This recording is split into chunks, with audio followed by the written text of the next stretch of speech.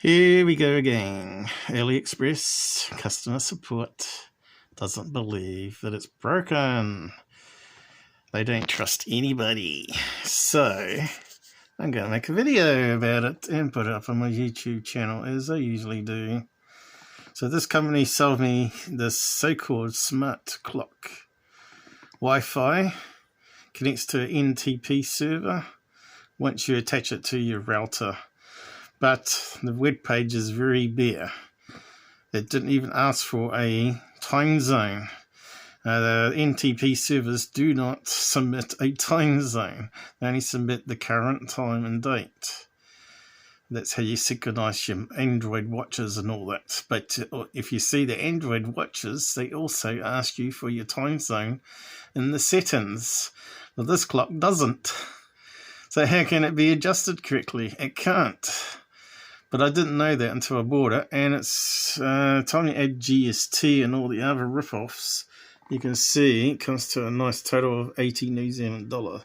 So it's not a cheap clock by any means, but it would have been nice to have a wall clock you never have to adjust, and the batteries would last a good long time on it.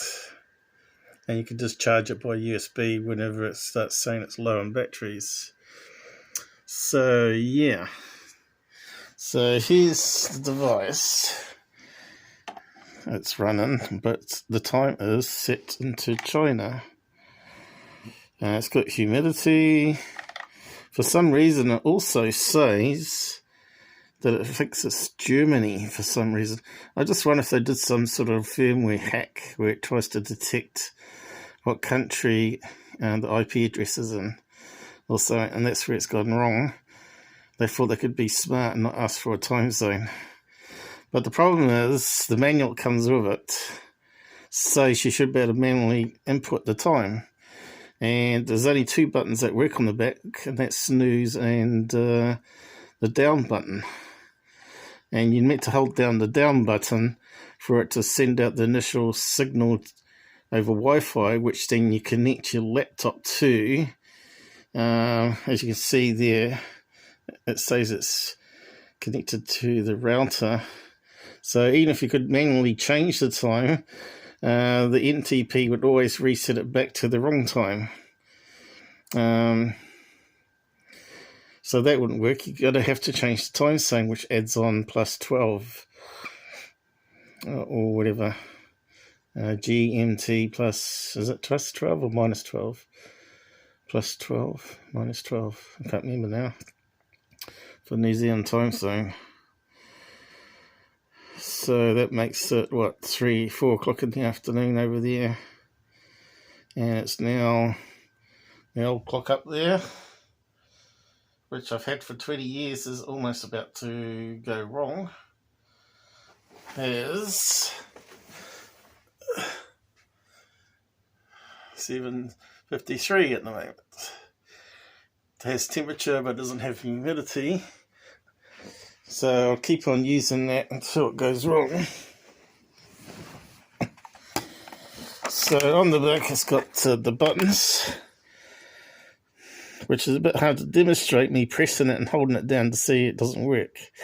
So apparently you're meant to hold down the mode button for 3 seconds and then it's meant to go beep, as it's meant to do.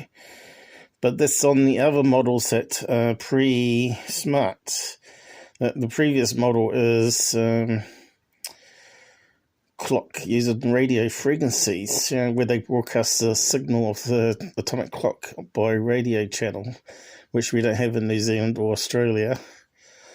But UK has it, America has it, China has it, Germany has it, Europe has it, but not the rest of the world. So the only one there that works is the down button and the snooze, NZN, SNZ. So I can press the mode button. More than 3 seconds now. No beep. And not changed anything. I can hold down that again. Still does nothing. Then you're meant to release it when it goes beep, I guess, and then you're meant to press it to flip through the options. And then change it with the up button or something, probably. But that doesn't work. As you can see, still not changed anything. So if I push the down button, or beep, there you go, that's what it should do. But what that does is turns it, meant to be turning it into broadcasting or checking, broadcast mode, where it's meant to send a signal to your Wi-Fi and where you can connect, but that doesn't happen anymore since I've set it up. There's no reset button to go back to factory defaults. And you can see now it's just receiving the time synchronization, which won't change it because it's still in correct time. It's receiving it from my router over the internet. And the snooze button is the only other one that works. Doesn't seem to do anything. Pushed it down, got beeped.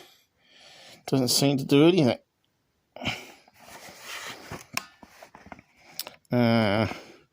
Press it and hold it for a long time, and then it goes DDDD, which doesn't seem to do anything. Or is it even going to do that much? Normally it goes DDDD. But it might be I have to turn off the antenna transmission first. So again, it hasn't done anything. So it's useless to me unless I want the Chinese time on the wall. If I hold down the down button again, turn it around. Now it's stopped the antenna receiving, so it's turned it off. Okay, so I thought maybe you have to turn that off before the other buttons work, so I tried then the mode button again. And it doesn't do anything. Still nothing. Now snooze button. Also the down button changes it from Fahrenheit to Celsius. Sometimes. Or is it one of the other buttons? You can see it's really hard to demonstrate. You're pushing the buttons. But that's what I got to do. Again, that's what I got to do. Because they don't believe me. There you go. Change to the Fahrenheit. Pushing the down button. So turn it around. See where I've got the finger? Down. Okay, so I'll push that again. Change it back to Celsius. That's all that does. So it looks like the down button's the only one that works. So I could live with it being in German, being Freitag. It's got the right date, but the time I can't change. The only way I can think about it is to make a fake NTP server that adds on the time difference and tell it to connect to the fake web server I have running in my own local LAN. That's be the only way I could probably frig it. But there's no way to get that to show up on the Wi-Fi. So I'm going to have to buy another clock and try and get my money back on this piece of crap that hasn't been tested outside China, clearly. Yeah, it just pisses me off the amount of crap that's not tested that I get sent, that's broken or doesn't last very long, where it hasn't got proper standards and safety, health and safety. I bought a stool that crumbled after a couple of weeks of using it, and I never got my money back on that. Cost me $50.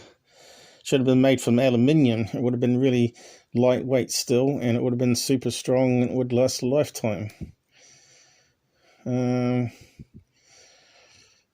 So if nothing gets resolved here, that's the last time I'm using AliExpress, that's for sure. I've had enough. I'll buy local from now on. Even if it costs me 3 times as much money, at least I'll get proper customer service and treated properly. So I'm getting sick of it. So yeah, I suppose it would have to be opened up and have the battery terminal disconnected to reset it, because there's no